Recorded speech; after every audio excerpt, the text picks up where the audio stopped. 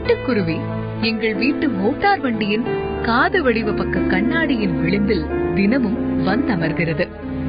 எதேச்சையாய் தென்படும் அக்குருவி விளிம்பில் சிரத்தையுடன் நின்று குனிந்து கொத்திக் கொண்டிருக்கிறது.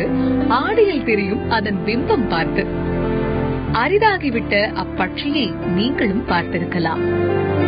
ரைஸ் மில்லின் பரந்த வெளிகளில் உலர்த்திய நெல்மணிகளை கூட்டமாக வந்து கொத்திச் செல்லும் குறும்பறவை கூட்டத்தில் ஒன்று அது. அதனை ரகசியமாய் பார்ப்பவர்களுக்கு அதனின் இச்செய்கை தெரியலாம் தன் மீதான வெறுப்பாக இருக்கும் என்று, அல்லது ஆடையில் பணிந்திருக்கும் காலப்படிம தூசுகளை சுத்தம் செய்வது போலவும் தோன்றலாம். ஆனால் யாருக்குமே புரிவதில்லை தன்னில் இருந்து மற்றொன்றை உயிர்ப்பிப்பதற்கான அதனின் இறுதி முயற்சியாகவும் விளங்கலாம் என்று. ஒரு செல்போன் சிணுங்கும் போது ஒரு சிட்டுக்குருவியின் அசரீரி மெல்ல அமிழ்ந்து அடங்குகிறது.